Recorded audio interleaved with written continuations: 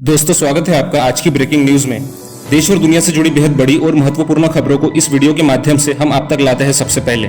तो चलिए बिना देरी किए शुरू करते हैं। स्वास्थ्य विभाग की टीम पर हमला, स्थानिक लोगों के साथ एक स्वास्थ्यकर्मी घायल, भारतीय सेना प्रमुख का पाकिस्तान पर बड़ा बयान, ऑक्सफोर्ड के वैज्ञानिकों का दावा सितंबर तक बाजार में आ जाएगी कोरोना की वैक्सीन, कोटा से आने वाले यूपी के छात्रों को इन शर्तों का करना होगा पालन, तभी होगी घर वापसी।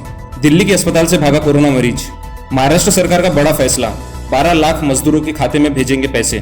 गृह मंत्रालय ने फिर जारी किया आदेश, 20 अप्रैल से कुछ और सेक्टर्स को मिल सकती है छूट। साथ ही आपको यह भी बता दें कि अगर आपका वेतन 21,000 से कम है तो आपको मिलने वाली है यह छूट। इन सभी महत्वपूर्ण खबरों को हम देखेंगे विस्तार में, लेकिन सबसे पहले लेते हैं देश और दुनिया में कोरोना की लाइव अपडेट्स। आपको बता दें, भारत में अब तक संक्रमित मरीजों की संख्या बढ़ते जा रही है और यह संख्या 14,000 के पार हो चुकी है। इनमें से 11,000 से अधिक लोगों का इलाज चल रहा है, जबकि 1,500 से ज्यादा मरीज ठीक हो चुके हैं। साथ ही आपको यह भी बताना चाहते कि कोरोना के कारण 450 से अधिक लोगों ने अपनी जान गंवाई है। अब बात करते हैं पूरी दुनिया भर की, तो अब तक के अपडेट के अनुसार 30 लाख से अधिक लोग संक्रमित हो चुके हैं। इसके अलावा 1.5 लाख से अधिक लोगों की मौत हो चुकी है, जबकि 5 लाख से अधिक लोग ठीक हो चुके हैं। दोस्तों, जिस प्रकार दुनिया में कोरोना का आतंक जारी है, यह कहना गलत नहीं होगा कि जब तक यह समाचार खत्म हो तब तक इन आंकड़ों में और बढ़ोतरी देखी जा सकती है।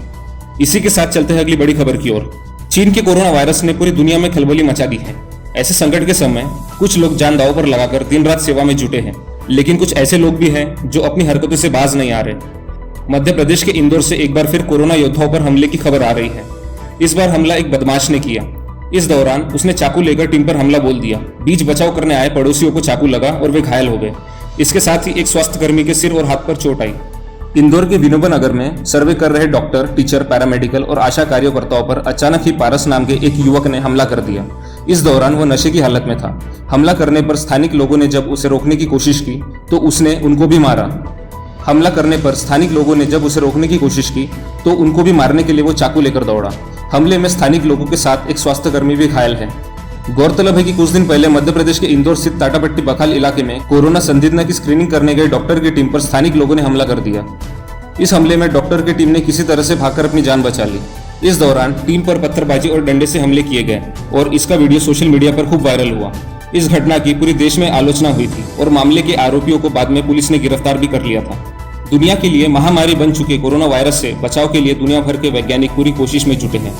भारत समेत कई देशों ने अपने यहाँ इसकी वैक्सीन बनाने के लिए प्रक्रिया जारी कर दी है। ऐसी हालत में जब इस वायरस से मरने वालों का आंकड़ा 1.5 लाख तक पहुंच गया है, वही पूरी दुनिया में इससे संक्रमित लोगों का आंकड़ा 22 लाख के करीब पहुंच गया है। वैक्सीन का बड़ी शिद्दत से इंतजार किया जा रहा है।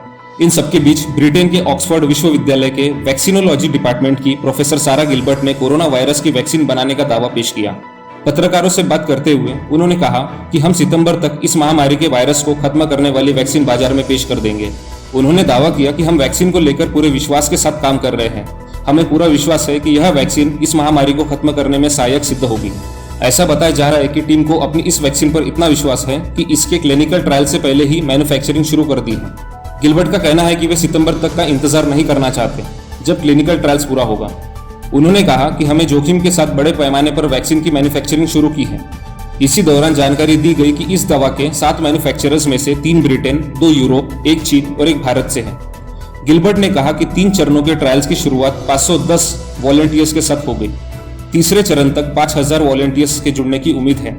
गौरतलब है कि वैक्सीन की खोज में जुटी प्रोफेसर गिलबर्ट की टीम को ब्रिटेन के national institute for health research और the UK research and innovation ने 2.2 मिलियन पाउंड का अनुदान दिया है।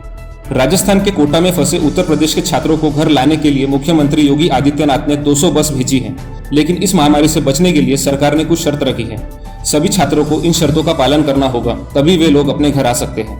मुख्यमंत्री ने आदेश जारी करते हुए कहा कि छात्रों को बसों में बैठने से पहले उनकी थर्मल स्क्रीनिंग होगी। इसके बाद उन्हें मास्क देकर बसों में बैठाया जाएगा। इसके अलावा उन्होंने कहा कि किसी भी बस में 35 से ज्यादा छात्र नहीं बैठेंगे। बसों में सुरक्षा कर्मी भी मौजूद रहेंगे।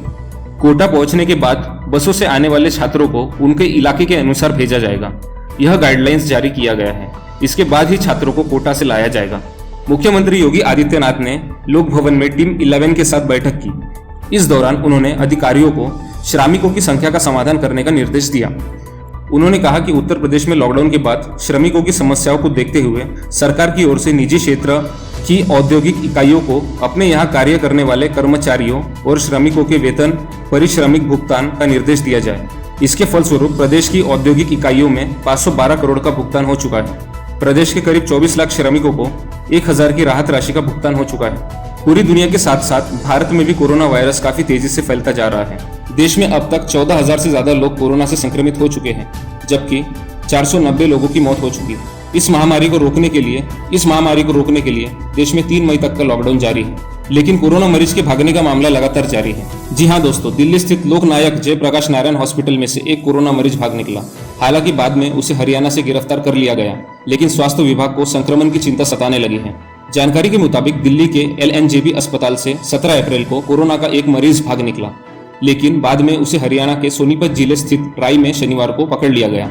अस्पताल से फरार कोरोना पॉजिटिव के पकड़े जाने के बाद भी दिल्ली पुलिस की मुश्किलें कम नहीं हुई। अब दिल्ली पुलिस के सामने इसके संपर्क में आए लोगों को ट्रेस करने की चुनौती आ गई है।